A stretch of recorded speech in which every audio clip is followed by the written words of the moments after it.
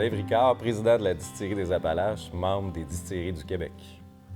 Moi, je suis ingénieur de formation, puis depuis le début de ma carrière, j'ai toujours voulu partir ma propre compagnie. J'attendais juste le bon moment, la bonne idée. Et puis, c'est dans un voyage sportif avec mon associé Kevin Pelletier, où lui, il travaille dans le sirop d'érable, donc exporte dans une vingtaine de pays. Il me dit, Dave, ça serait vraiment intéressant d'avoir des produits à valeur ajoutée. Et bon, autour de la table, il y avait des bons rhums, des whiskies. Je dis, bien, pourquoi pas utiliser le sirop d'érable québécois pour faire un produit propre à notre terroir et puis un produit fin. Et de là est née l'idée d'une distillerie. On a appelé un chimiste quelques semaines plus tard et 2 mois plus tard, bien, ce que vous voyez autour commençait à naître sur papier.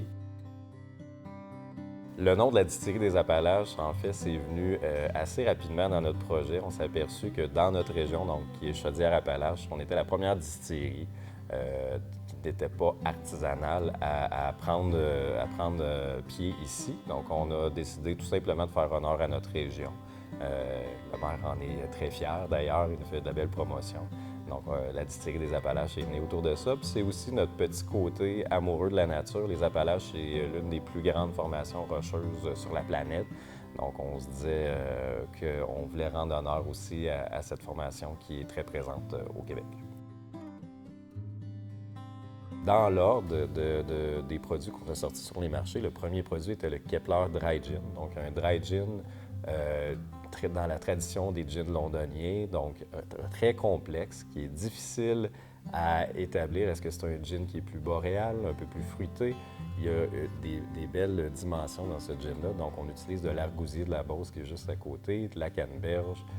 Il y a aussi du thé du Labrador et c'est un alcool de grains de maïs et d'orge qu'on utilise pour ce produit-là. Ensuite, on a une version vieillie de ce produit-là qui est le gin Kepler Réserve. Donc, vraiment intéressant. La barrique vient donner une autre dimension au gin complètement. Va devenir un gin épicé avec des notes de muscade, une petite finale sur l'érable qui est vraiment intéressante. Le moins 40 qui est notre produit phare, donc autour duquel on a bâti la distillerie, qui est un alcool fait à 100% de sirop d'érable québécois.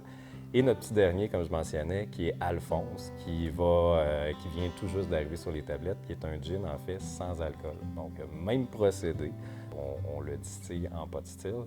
Reste que là, il n'y a pas d'alcool dans le produit. Ça fait d'excellents mocktails, on est très fiers de ce produit-là.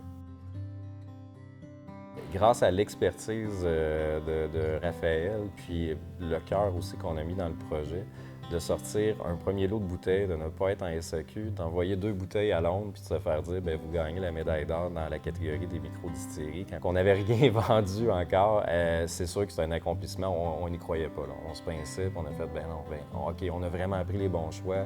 Le grain à la bouteille, oui, c'est plus de travail. Puis c'était, je te dirais, une période qui était un peu plus difficile, là, établir une distillerie. Grain à la bouteille, là, c'était du jour, de la nuit. On mettait beaucoup d'heures, fait qu'on était fatigués. Cette nouvelle-là, ça a été comme... On avait les larmes aux yeux. Ça a été le moment, je pense, clé de la distillerie qu'on a fait. OK, on remet une autre ronde de financement. On est parti, on tient quelque chose ici. Là. C'est sûr que chaque grain a son goût unique durant la fermentation, la distillation. Donc, c'est sûr que le maïs est plus smooth, comme on dit. Le seigle, vraiment plus épicé. L'orge, c'est pour amener les enzymes dedans. Donc, c'est de faire des proportions vraiment pour arriver à un goût vraiment unique qu'on aime. Là, nous autres, c'était vraiment le côté un peu céréalier, pain qu'on retrouve dans le Kepler. Le plus grand défi qu'on a eu ici à la distillerie des Appalaches, c'est sans contredit le contrôle du grain à la bouteille. C'est sûr que quand on n'achète pas l'alcool sur les marchés, mais qu'on le fait du début jusqu'à la fin, ça laisse beaucoup de place pour de la variance, pour des erreurs. On n'était que 2 gars à travailler à temps plein ici au début. Fait qu'il y a beaucoup de tâches à faire en parallèle. Donc, c'est sûr qu'il y a quelques lots, les premiers lots, où on voyait une différence dans nos bouteilles. Et on est des gens passionnés, on est des gens de cœur et on trouvait ça difficile quand même de lancer parfois des bouteilles et faire « OK, ça c'est... » La dernière, il y avait un petit quelque chose qu'on n'a pas réussi à reproduire. Maintenant, après 1 an et demi, je suis très fier de pouvoir dire que chacune des bouteilles qualité du cycle des Appalaches sont toujours avec le même goût, la même complexité. On a atteint ce procédé-là, mais il a fallu y mettre quand même beaucoup de temps, des investissements aussi pour arriver à ce point-là aujourd'hui. On a deux grands rêves ici à la distillerie des Appalaches. Le premier, c'est de contribuer au mouvement de la sérum, du spiritueux d'érable, d'en faire un emblème pour le Québec. On croit fermement qu'on a quelque chose entre les mains qui est un diamant qui ne reste qu'à peaufiner, à polir avec le temps, parce que c'est un produit qui présentement est encore très jeune dans les marchés, mais quand on va être capable de sortir du 3, du 5, du 7 ans, on sait qu'il va y avoir quelque chose de vraiment incroyable qui va être à la hauteur des grands whiskies, les scotch et autres. Notre deuxième grand rêve, c'est faire des petits lots. Nous autres, c'est ce qu'on vise vraiment.